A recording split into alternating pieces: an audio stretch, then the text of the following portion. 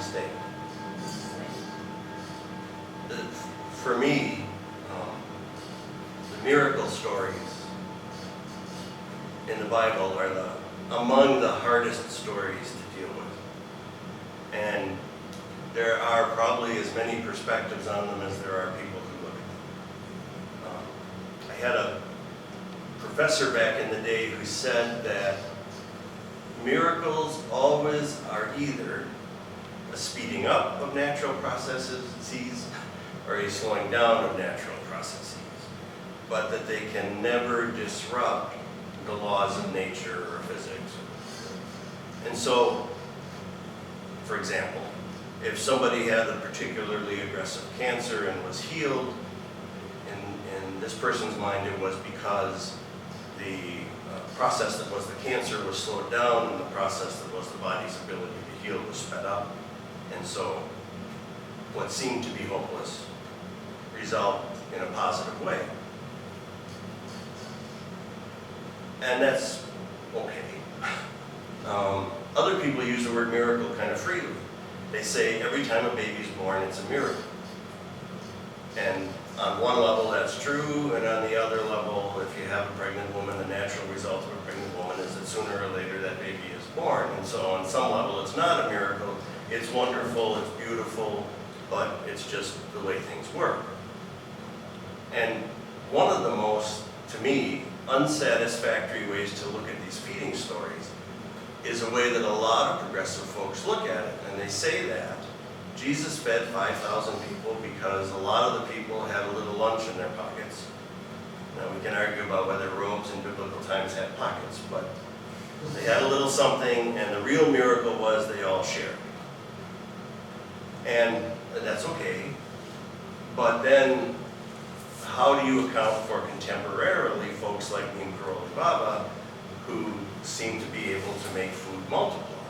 And you see that among a lot of the Indian sadhus and spiritual folks, that they seem to be able to disrupt the laws of nature and do things like levitate, do things like multiply food. There's stories where some of them will take somebody's money because they think they're too attached from their money, and they'll throw it into a fire, and then they'll reach over and grab a pair of tongs and they'll pull out brand new bills from the fire.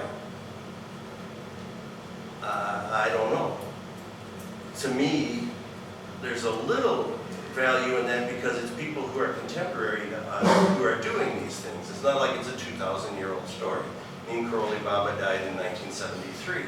So there's been people in the last century and in this century who seem to have the ability to multiply things, which would go against that first view that says miracles either speed up or slow down natural events, unless he's somehow pulling a seed out of the apple and holding it in his hand and growing another one, which seems kind of unlikely. Another tradition says that what these stories really are saying things about, for example, Jesus. And it's a Jewish tradition called Midrash. And if you'll let me play with history a little bit and kind of flip-flop things around, if we were doing that today, we might say something like, Jesus chopped down a cherry tree, and when his mother asked him what happened, he admitted that he had done it. And what we'd be doing is taking that George Washington story and applying it to Jesus. And because most people know the George Washington story, they know what we were trying to say was, Jesus was an honest guy. And to some extent, it really wouldn't matter whether that ever actually happened or not. We'd be saying that this is the connection.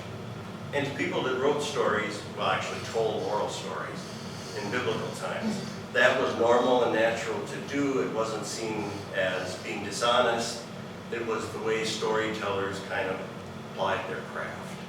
If we said that Jesus pointed to left field and said he was going to hit a home run there, and then he did for a sick kid in the hospital, we'd say, oh, that's Babe Ruth.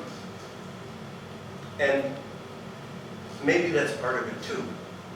Clearly, the story about Elisha, who was the successor to Elijah, who was the sort of preeminent Old Testament prophet, feeding people, and then Jesus feeding people, it could be that what they were trying to say was, well, here's a continuation of this same line. And so when we get all concerned about, well, who had fish in their pockets, which seems like kind of a smelly proposition at best, especially in the desert, we're kind of missing the point. On the other hand,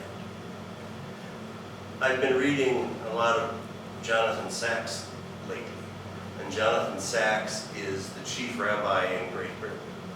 And he, of course, writes about what we call the Old Testament and the views of God in the Old Testament. And what it comes down to is that